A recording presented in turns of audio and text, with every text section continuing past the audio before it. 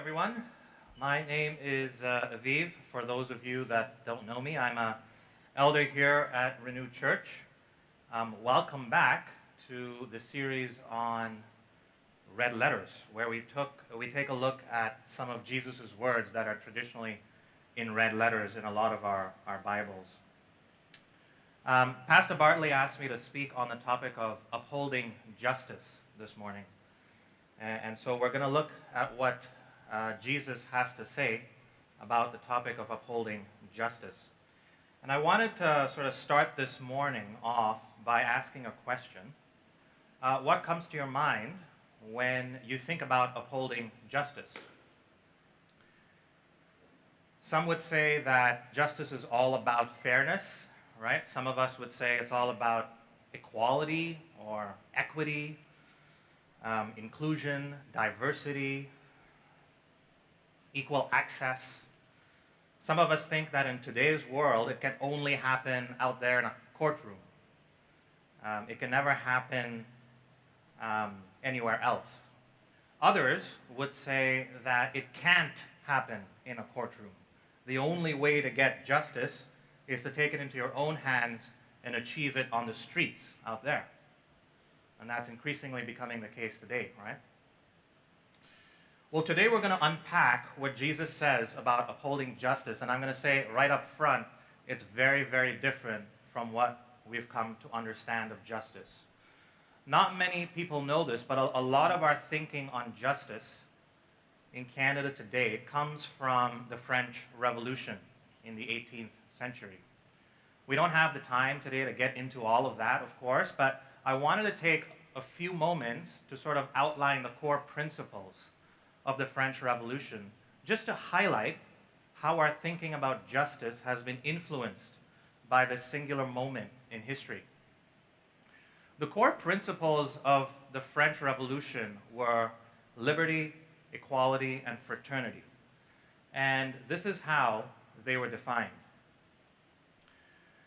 Liberty was being able to do anything as long as you don't harm others, right? And so this is where we get that often recognized phrase, your right to swing your fists ends at my nose.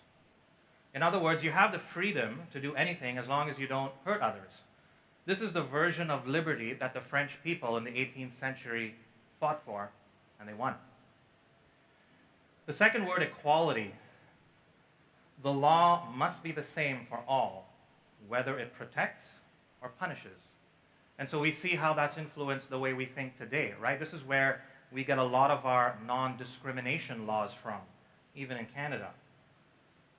But the third word, fraternity. This word was very problematic throughout the stages of the French Revolution. The French people didn't really want it. They tried to ignore it. It was not a popular addition to the principles of the revolution, because rather than focus on the rights of the individual, as the first two words did, it focused on the morality of the individual. Rather than focus on the social contract, it focused on social harmony. Instead of focusing on individual rights, it focused on community responsibility. And so it was repeatedly dropped and then brought back into the motto of the French Revolution. And over time, it came to mean simply a brotherhood. Today, the current meaning of this third word is quite a watered-down version of its original meaning of moral responsibility.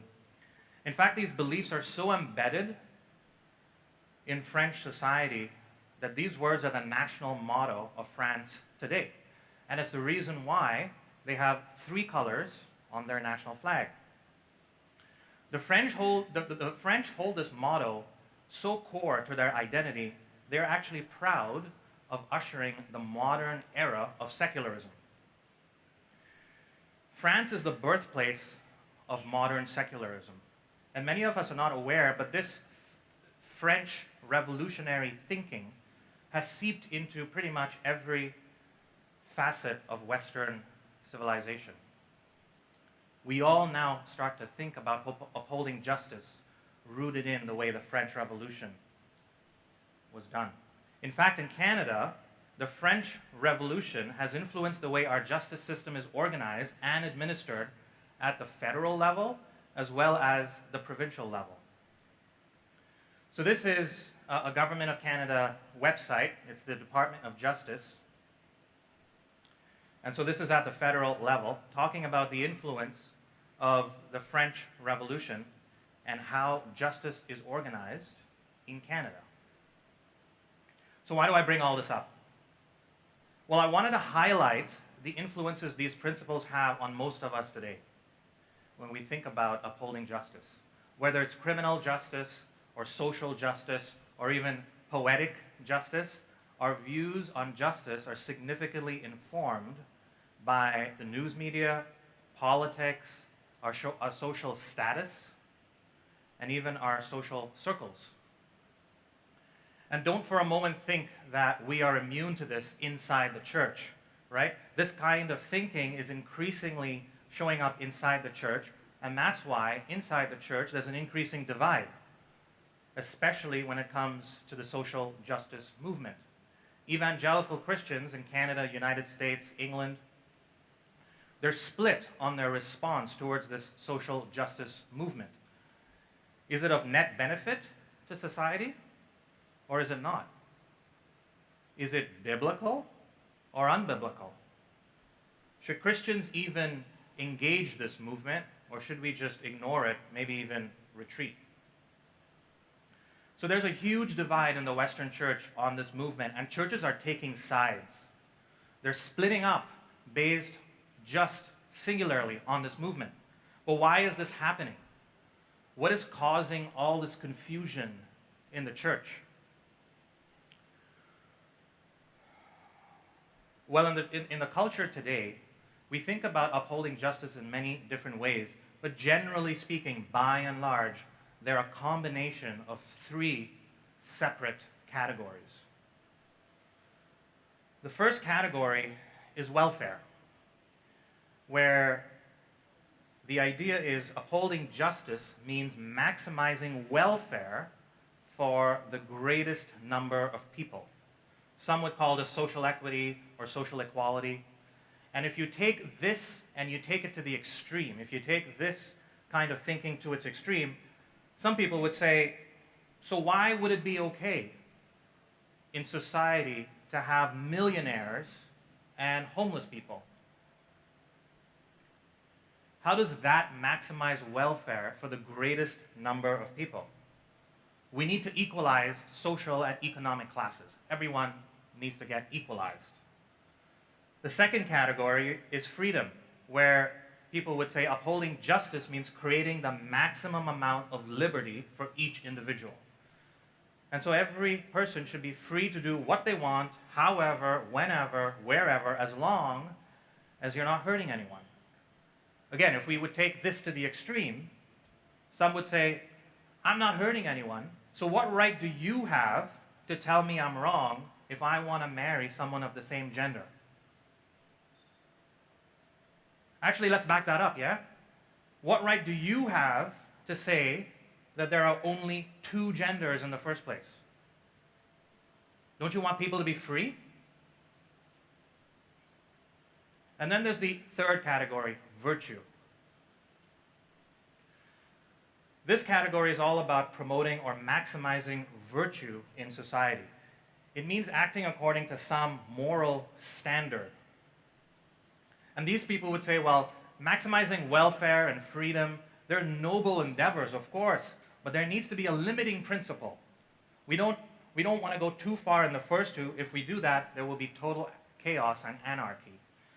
But no one can agree on what this moral virtue is. Where does it come from? Does it change over time? Is it absolute? And so many in our culture today would look at these three categories and say, well, you know what, this is great. If we can uphold justice by maximizing welfare, maximizing freedom, and still promote virtue, that's a job well done. How can it possibly get any better? Well, I think it's pretty obvious it can get better. In fact, it seems like the one place we should go to understand justice is the last place we ever look, right? Scripture has a lot to say about justice because our God is just. Now, I'm not saying we need to go out and completely throw out these three ideas of upholding justice, because there is value in being able to do some of these things and have a just society. As God's people, we should work towards improving well-being of others. We should work towards liberating those who are truly oppressed. In fact, the International Justice Mission, my wife loves their ministry. They're a great Christian ministry out doing all kinds of awesome things of liberating oppressed people all around the world. And we as Christians should work towards upholding Christian principles in society. So I'm not saying we need to throw this stuff out, but what I am saying is that if we just stop there, we don't have a complete biblical view of justice. We have an impoverished view, an incomplete view of justice. We're not upholding justice the way God has called us to. The Bible has a refreshing view on how we are to uphold justice.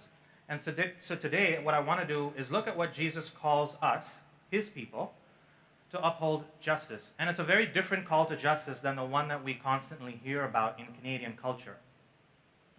But before we look at what Jesus says, we first need to ask ourselves, what are some of the biblical themes that should control our thinking about biblical justice? And so this morning, before we get to the red letters, I thought I would start first with the black letters, because as is usually the case, the black letters will give us the right frame of mind when we eventually get to the red letters. The first biblical theme that should control how we think about biblical justice is pretty simple. It's, what are we? So let's start where it all began, in Genesis. In Genesis 1, when God creates man, he puts the image of God into mankind. And again in Genesis 9, when God makes a covenant with Noah, he says, whoever sheds human blood, by humans shall their blood be shed. For in the image of God has God made mankind. As for you, be fruitful and increase in number. Multiply on the earth and increase upon it. In fact, God holds his image, his own image so high that he says in Genesis 9:5 that he will even demand an accounting from animals if they should shed human blood. A lot of people don't know this, so go check it out in Genesis 9:5. So this is serious.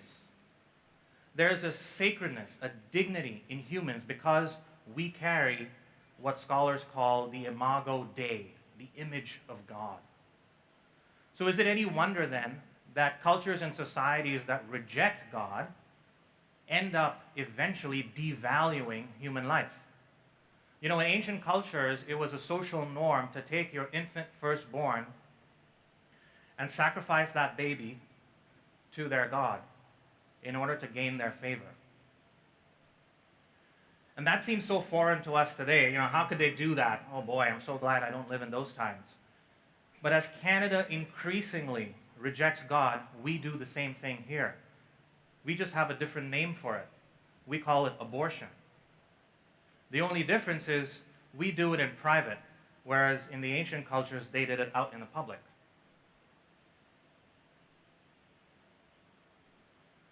The second theme that should control our thinking on biblical justice is, given that we have this imago Dei, what are we to do? Okay, so we as humans have this image of God. That's all great and all, but why are we here? What's the purpose of creating us? See, the Bible makes it very clear that we were created to glorify God. This is our chief purpose.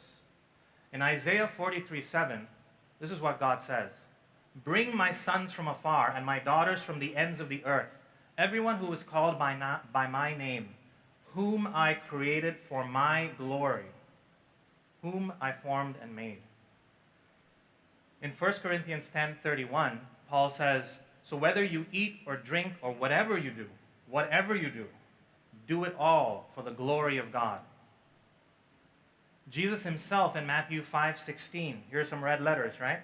In the same way, let your light shine before others, that they may see your good deeds and glorify your Father in heaven. See, we're created to fill this earth with God's glory. Whether we eat or drink, no matter what we do it all for the glory of God. But why? So that when we are busy glorifying God in all our actions, others will see our light and join us in glorifying God as well. This was the whole premise about selecting a people in the Old Testament so that they could be then a light to the people around them. See, ultimately, the questions of justice are connected to questions of worship. The questions of justice are connected to the questions of worship. And I don't mean worship as what we do on Sunday mornings. I mean how we worship God in absolutely everything we do. So how we treat other image bearers who themselves have been created to glorify God is very important to God. In fact, God views justice not as a human right, as we like to think about it in Canada. God views justice as a personal action we undertake in order to glorify Him. See, God's definition of justice is extremely simple. We love to overcomplicate things, but biblically speaking, it's very, very simple. When you look at what the original language says in the Old Testament, the simplest way to describe how God Himself defines justice is straightness or uprightness. Another way to think about it would be to say to establish the heavenly norm, to establish the heavenly pattern on earth. That's it. So simple. Straightness, uprightness, establishing heavenly norms. Now, normally, what we do is we take this concept and apply it to society at large, right? How do we establish heavenly norms on earth? How do we bring society into heavenly order or arrangement? This is how we encounter justice as we function as citizens in our society. How do we organize society and culture in a way that is just? And of course, Scripture takes this view of justice many times as well. God is very direct about how governments and courts are supposed to rule its people. God gives governments and courts the role to establish justice through punishment, as a very simple example. Paul says that the government rules with the sword for a reason. It is a command for us to submit ourselves to the government. But this is not the primary way God calls us to uphold justice. So when we talk about God's definition of justice as being straightness or uprightness, straightness itself implies 2 points. So here's the simplest way I can show straightness. It's a straight line, right? I think everyone would agree.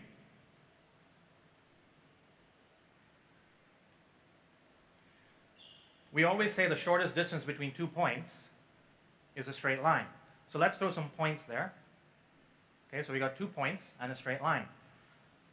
So sorry, we're not in math class, right? What does geometry have to do with God's view on justice? But this is what it is. The 2 points of straightness are the 2 image bearers of God. In other words, when there is straightness or uprightness between 2 humans, 2 image bearers, resident inside that straightness, inside that straight line, is what the Bible calls justice.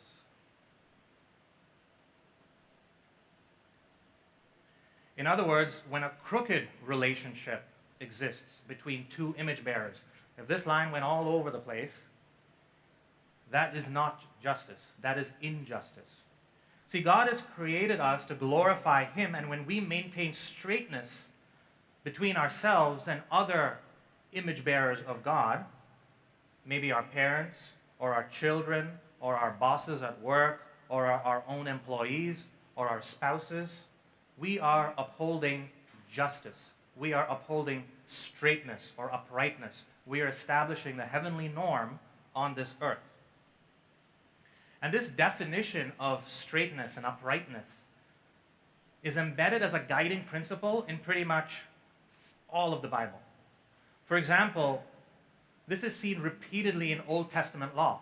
In Leviticus 25, God describes what happens in the year of the Jubilee.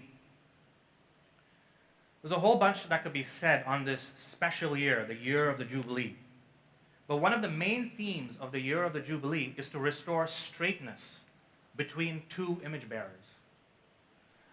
People who sold themselves into servitude for different reasons were to be freed in that year so they could return to their own lives. People who got into debt were to be forgiven so that they could once again earn for themselves and provide for their family. People who sold land for specific reasons were to have that land returned to them or have the option of buying it back. And there are many more examples, but it's clear that God's law is just, and a big part of God's law was concerned with maintaining straightness between two image bearers. Between the master and the slave, between the borrower and the lender, between the land buyer and the seller. See, over time, people would abuse their power and oppress each other and enter into crooked relationships with each other, and that was not just. So God's law made people restore the straightness in those relationships. And this is a perfect picture of what Jesus did on the cross.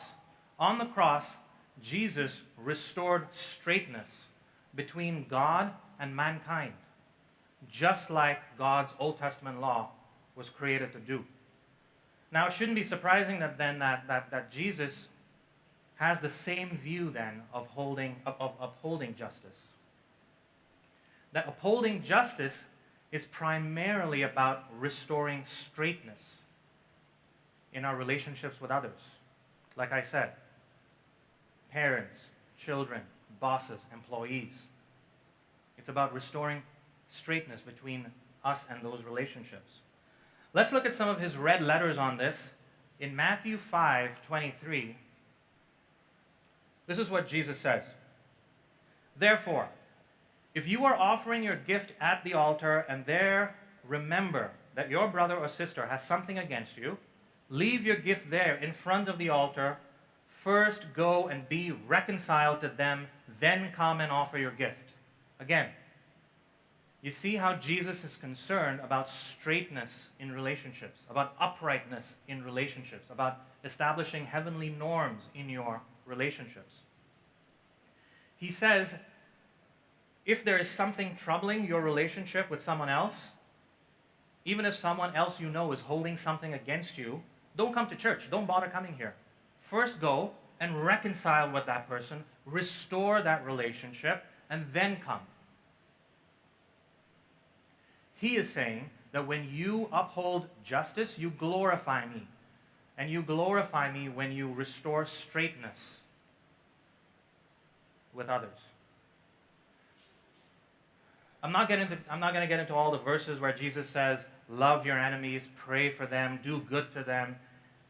In that way you will glorify your Father in heaven. I mean, we've heard this time and time again in the church. When people wrong us, we're called to restore straightness through forgiveness, through love. This is Jesus' primary view of justice. It is restoring straightness in our relationships.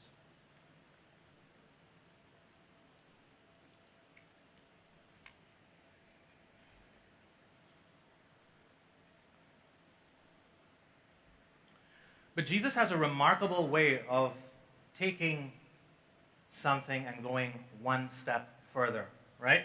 He always intensifies what God is calling us to do. We've got all of the great commands and stories in Old Testament, but then Jesus comes on the scene and he raises the bar. He says, even if you hate, you've committed murder. Even if you look at someone lustfully, you've committed adultery in your heart. So he takes the existing stake and he raises it. He has a habit of taking truth and making it even more profound. And so he does the exact same thing with justice as well. See, Jesus not only called us to see justice as restoring straightness in our relationships with others, but he raises the bar. He asks us to uphold justice by restoring straightness to others with whom we have no relationship at all. So yes, you are supposed to maintain your relationship and the straightness of it with your parents and your children and your bosses and your employees and your spouses. But then Jesus says, not just the people you have relationships with, even people you don't even know. In other words, Jesus calls us to restore straightness to perfect strangers. Let's look at Jesus' parable in Luke 14.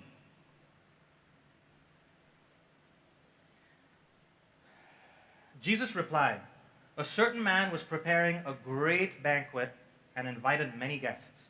At the time of the banquet, he sent his servant to tell those who had been invited, 'Come, for everything is now ready.' But they all alike began to make excuses. The first said, 'I have just bought a field and I must go and see it. Please excuse me.' Another said, 'I have just bought 5 yoke of oxen and I'm on my way to try them out. Please excuse me.' Still another said, 'I just got married, so I can't come.' He had better things to do. The servant came back and reported this to his master. Then the owner of the house, Jesus, becomes angry and orders his servant, 'Go out quickly into the streets and alleys of the town and bring in the poor, the crippled, the blind, and the lame.' 'Sir,' the servant said, 'what you ordered has been done, but there is still room.' Then the master told his servant, 'Go out to the roads and the country lanes and compel them to come in, so that my house will be full. I tell you, not one of those who were invited will get a taste of my banquet.'" Now, there's many ways to interpret this parable, right? And one of the chief ways it's usually interpreted is in the context of salvation. Another way to look at this parable is that the master, Jesus, commands his servant, that's us, the church, his followers, to go to the streets and alleys and engage the poor, the crippled, the blind, the lame. And even that wasn't enough.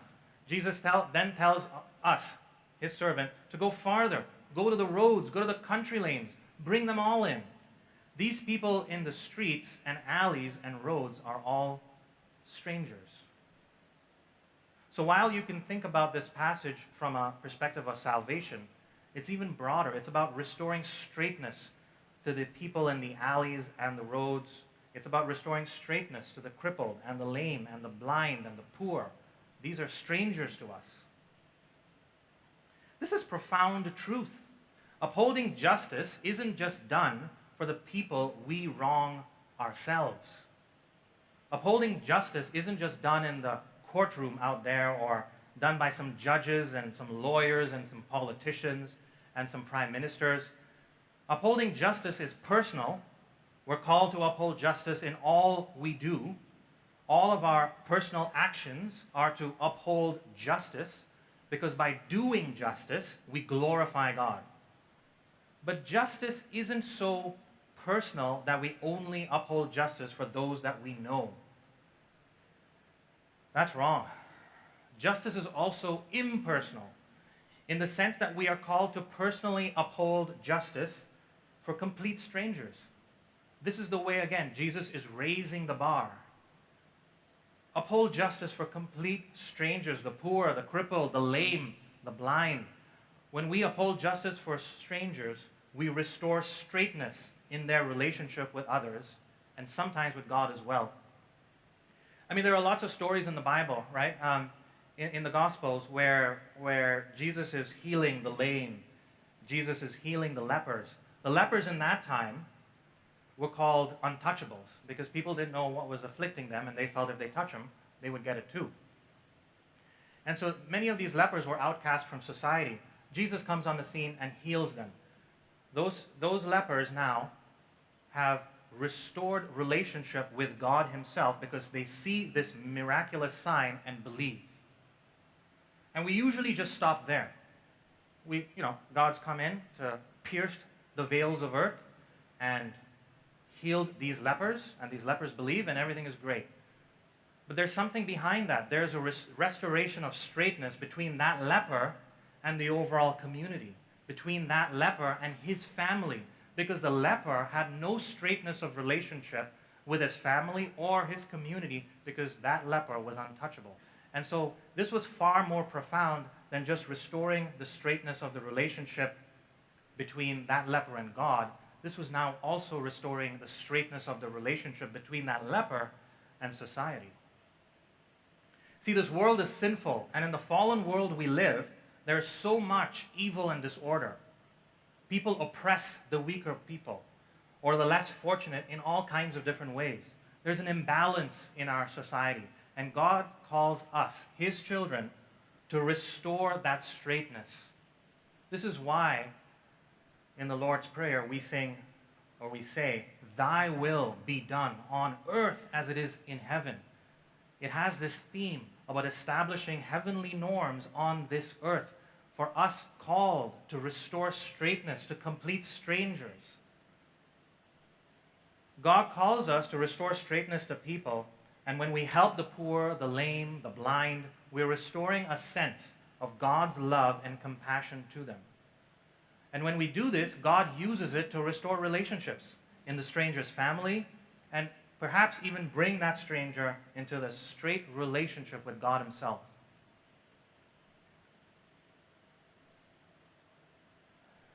Let's look at some more red letters. Let's look at Matthew 25, where Jesus is now talking about Judgment Day, a day that will come. So this is Jesus speaking. Then the king will say to those on his right, "Come, you who are blessed by my Father, take your inheritance, the kingdom prepared for you since the creation of the world. For I was hungry, and you gave me something to eat. I was thirsty, and you gave me something to drink. I was a stranger, and you invited me in. I needed clothes, and you clothed me. I was sick, and you looked after me. I was in prison, and you came to visit me." Then the righteous will answer him. That's his children, that's his church. "Lord, when did we see you hungry and feed you, or thirsty and give you something to drink? When did we see you a stranger and invite you in, or needing clothes and clothe you? When did we see you sick or in prison and go to visit you?" The king will reply, "Truly I tell you, whatever you did for one of the least of these brothers and sisters of mine, you did for me." Did you catch that word? Stranger. There it is again. See, God again is commanding us to restore straightness to the hungry, the thirsty, the stranger, the sick, the prisoner. But look at our response. "Lord, we never saw you hungry, thirsty, or a prisoner." And God says, "What you did for the least of these, you did for me." You see, the hungry, the thirsty, the strangers, the sick, even though they may be strangers to us, even though we may not have personal relationships with them, they all, every single one of them, bear the imago Dei, the image of God. And we, as His children, are called to glorify God through our actions by restoring straightness to other image bearers. In fact, Jesus came to do the same thing He has called us now to do. He has set up the perfect example for us to follow. This has always been God's will for His people. Let's look at Luke 4. In Luke 4, I love this. Jesus reaches back into the Old Testament. He grabs some black letters and he pulls it into the New Testament and he makes them red letters.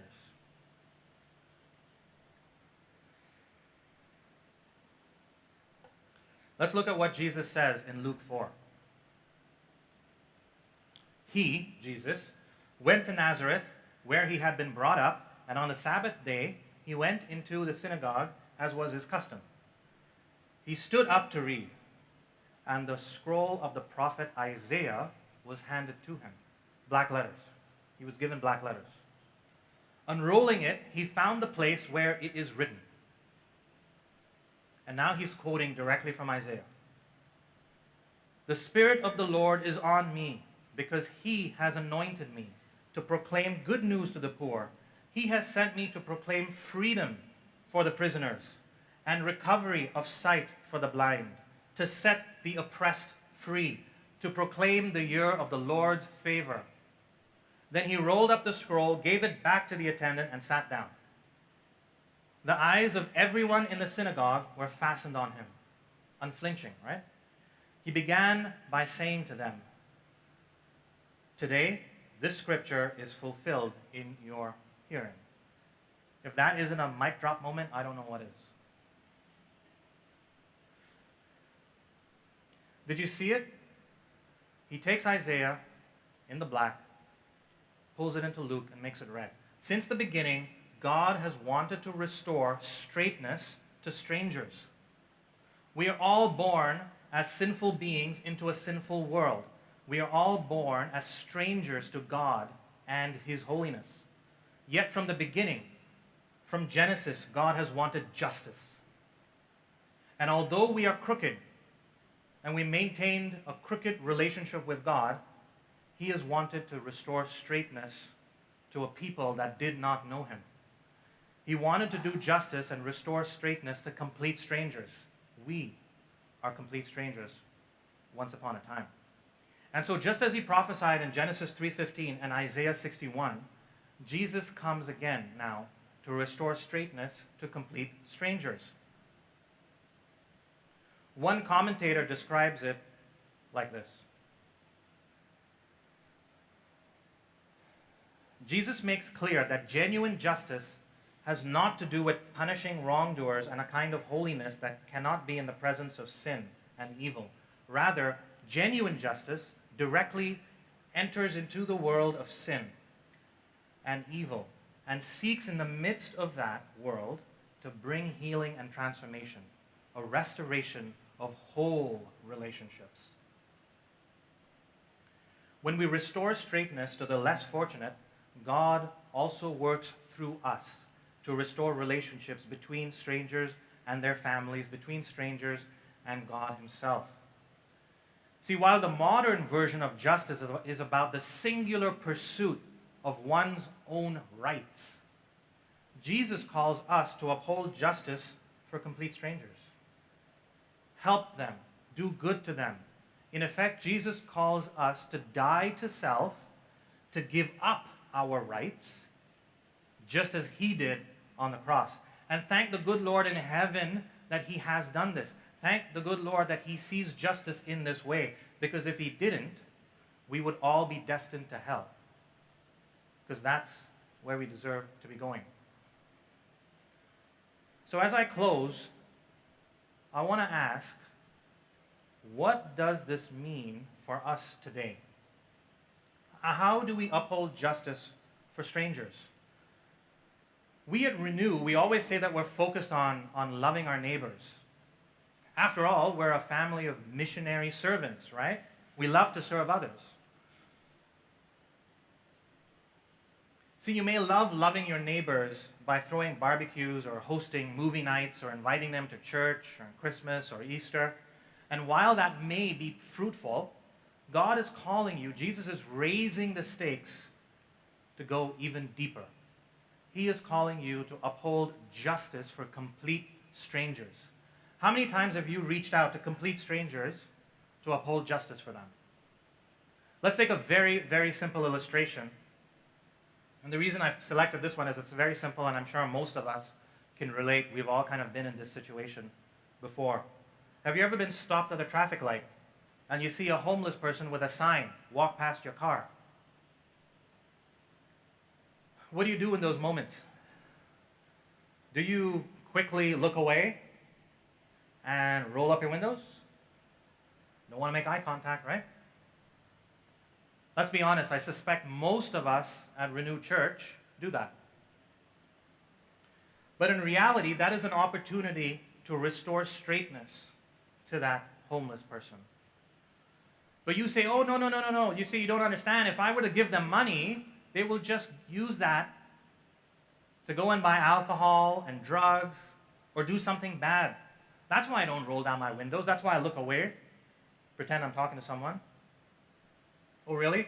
You know that for a fact, do you? You know that that homeless person is going to go and misuse what you give them? Well, you might say, yeah. I read it in newspapers all the time. Just last year, there was a story in Toronto about this lady who was panhandling in the streets of Toronto, and she actually owned a house, and she had all kinds of luxury goods. Okay, so I'll admit, there are people that do lie and cheat and steal. But does that now apply to every single homeless person? Is every single homeless person, poor person, the same? Do you really know for a fact that that person is going to misuse what you give them? How many poor people or homeless people have you personally followed as they go about their daily lives to come to that piercing conclusion? See, about 18 months ago, God showed me my own hypocrisy on this issue. And so Heather and I took deliberate steps to fight this hypocrisy in our hearts. We never used to carry cash because we use credit cards to buy everything. And so whenever an opportunity presented itself for us to give to the poor or the homeless person with a sign as they walk past us near Square One or wherever, we would say, oh, shucks. We couldn't give any cash because we didn't have any. And at least that's what we told ourselves. But in reality, that was just an excuse. The truth is, we didn't want to help complete strangers. We preferred to be hypocrites. So around 18 months ago, we both started carrying cash for the express purpose of giving to whoever asks. And a little while later, I felt that God was asking me to do more than just throw money out of a window. And so a few months ago, I bought little booklets of Gospels of John, the full Gospel of John. And I put stacks of both of them, stacks of these booklets in both of our cars. Nowadays, when we see an opportunity to engage with a homeless or a poor person on the street, we quickly grab the little Gospel of John booklet, we tuck a $20 bill, and we give it to them. And I'm not suggesting you need to do what we're doing. You need to follow us in our example. But what I am doing is asking you to reconsider how you uphold justice for those around you. See, that was just a very, very simple example. God calls us to do much more than what even Heather and I are doing. See, throwing barbecues and hosting movie nights isn't the full, the complete essence of what God is calling you to do. God is calling you to uphold justice by making other people's problems your own problem. Through the Spirit, we are to walk alongside those less fortunate in more meaningful ways. This is the true essence, the full, the complete essence of loving your neighbor, upholding justice for them. Having the courage to make strangers' problem your own problem. Look at what God says in Jeremiah 22. This is what the Lord says. Do what is just and right. Rescue from the hand of the oppressor the one who has been robbed. Do no wrong or violence to the foreigner, the fatherless, or the widow, and do not shed innocent blood in this place. Notice that God is asking his people to step in to rescue from the hand of the oppressor the one who is being oppressed. Notice the implication. The implication is that we are called in to rescue a victim of another person's injustice. Even though we have not committed the injustice ourselves, we have not robbed, we have not hurt the foreigner, yet we are called to go on a rescue mission. Again and again, God commands us as his people to do justice by helping strangers, by helping those who are less fortunate than us. But you might say, I don't know any widows. I don't know blind people and lame people. And don't they have their own institutions where they can get help? And that's fine, right? Listen, by and large, we are all middle-class people here living in our communities. We all have a nice place to live in. We own cars. We have our own church friends. And most of us strive to help people when we see a need. But how many of you go out of your way and spend time with people outside of your economic classes? How many of you go out and spend time with people outside of your social classes? Usually, we get home, we lock the door, we close the garage door, we enter our fortress that we call our house, and we invite people who look exactly like us to come out and hang out with us. And then when we throw a barbecue or we host a movie night, we feel like we're loving our neighbors in the fullest and complete sense. And we pat ourselves on the back, call it a night, and when we lay our heads on the pillow, we bask in our own holiness. But I don't see barbecues and I don't see movie nights anywhere in the Bible. What I do see is the very difficult work of upholding justice for complete strangers. Sure, in our society, the blind and the lame are not necessarily the oppressed people. In Jesus' time they were, maybe not so much in ours, right? The government has stepped in to help with employment opportunities and transportation accessibility for the disabled. But in our society, the less fortunate are the elderly, the seniors. Have you seen the way they are treated in our society today? They're thrown away, discarded. What about prisoners? What about the homeless and the poor? What about the discarded children? What about single moms? There's so much injustice in the world, and even when we haven't committed that injustice ourselves, we are called to right other people's wrongs by restoring straightness to those who are being wronged. We need to be God's hands and feet to bring justice, to restore those who have been wronged by others. And the primary way that God achieves this is through His church. We are repeatedly called to be God's hands and feet. When God says He wants to uphold justice to the widows and the orphans, it's our calling to glorify Him by making that happen. The natural trajectory of human relationships is not straightness. We have to live unnaturally. It takes effort to make straightness. Without God's Spirit, straightness doesn't happen. It takes purpose and design and effort, and this comes from the Holy Spirit.